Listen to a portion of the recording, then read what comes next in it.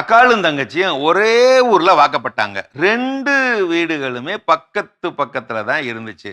அக்காக்காரி வாக்கப்பட்ட வீடு ரொம்ப வசதி. தங்கச்சிக்காரி வாக்கப்பட்ட வீடு கொஞ்சம் வசதி குறைவு. அக்காக்காரி காசு மாலை எல்லாம் வச்சிருந்தா. ஒரு நாள் தங்கச்சிக்காரி பக்கத்துல ஒரு கல்யாணத்துக்கு போக வேண்டி இருந்துச்சு. மூத்தவகிட்ட போய் அந்த காசு மாலைய கடன் கேட்டா. அவளும் சரி இப்ப வேண்டாம், ராத்திரி ஆயிருச்சு, காலையில வா தர்றேன் அப்படின்னு சொல்லி அனுப்பிட்டா. இந்த காசு மாலைய ஓசி கேட்ட விஷயத்த அந்த வீட்டு பக்கமா எதேச்சையா வந்த ஒரு அகால பேய் கேட்டு பிடிச்சு விடுமா.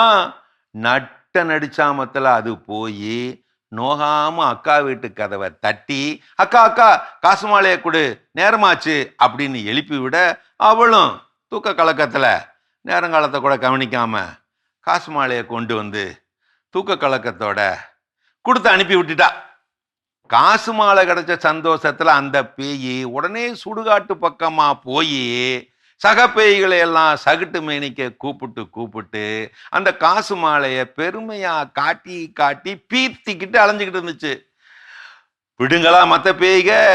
காசு மாலைய பார்த்த உடனே காசு மாலைய எனக்கு போடு, உனக்கு போடு, உனக்கு போடு, எனக்கு போடுன்னு ஆளாளுக்கு காசு மாலைய போட்டு போட்டு அழகு பார்த்து கும்மாளம் போட்டுக்கிட்டு ஆடிக்கிட்டு கிடந்துச்சுங்க.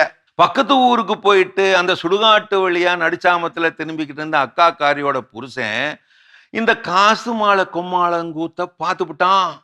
அவன் ரொம்ப தைரியசாலி. பேய்க்கே பாயாசம் காய்ச்சி போடுறவன் விடுவானா?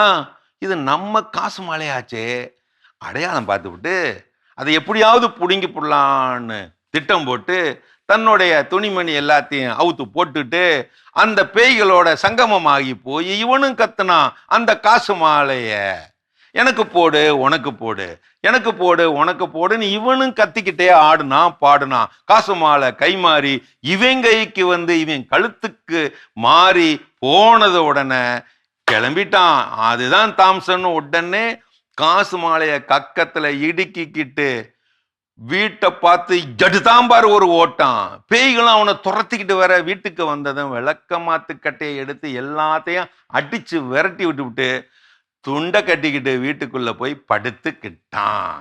இது தெரியாம அடுத்த நான் காலங்காத்தால அதிகாலையில தங்கச்சிக்காரி வந்து காசு மாலைய கேட்க, எத்தனை தடவை கொடுக்கறது அப்படின்னு அவ சண்டை போட, எப்படி என்கிட்ட நீ கொடுத்த அப்படின்னு இவ சண்டை போட, சண்டை முத்தி குடுமி புடி சண்டையாகி மாறினப்போ இவன் போய் காசு மாலையை நீட்டி நடந்த கூத்தையெல்லாம் சொல்லி சொல்லி சிரிக்க, அவங்களும் இவனோட சேர்ந்து சிரிக்க, அங்கேயும் காசு மாலைய உனக்கு போடு, எனக்கு போடு, எனக்கு போடு, உனக்கு போடுன்னு ஒரே கும்மாளமா போச்சான். இப்படி ஒரு பேய் கதை. பெண்ணென்றால் பேயும் இறங்கும் கேள்விப்பட்டிருக்கேன். ஆனா இங்கே பொன்னென்றால் பேய் இறங்குகிறதே, இறங்கி அடிக்கிறதே. பேய்களின் ராஜ்யத்திலே காசு மாலையும் கலாட்டா செய்யும். பேய பார்த்தேன்னு சொல்லு 10 பேரும் நம்புவான். சாமியை பார்த்தேன்னு சொல்லு ஒரு பய நம்ப மாட்டான். அரண்டவன் கண்ணுக்குத்தான் இருண்டதெல்லாம் பேய், உங்க கண்ணுக்கு இல்ல. சரிதானே? அடுத்தவர் வீட்டில் யாராவது இறந்தால் அது பேய், நம்ம வீட்டில் யாராவது இறந்தால் அது சாமி. அப்படித்தானே? அடுத்தவர் வீட்டில் கஷ்டங்கள் வந்தால் அது அவர்கள் செய்த பாவம். நம்ம வீட்டுல கஷ்டங்கள் வந்தால் அது கடவுள் தரும் சோதனை. அப்படித்தானே? நல்லதை சொன்னால் நாய் கூட நின்று கேட்காது. தீயதை நல்லது என்று நம்ப வைத்து சொன்னால் பேய் கூட பாய் போட்டு படுத்து கொண்டு கேட்கும். இதுதான் உலகம்.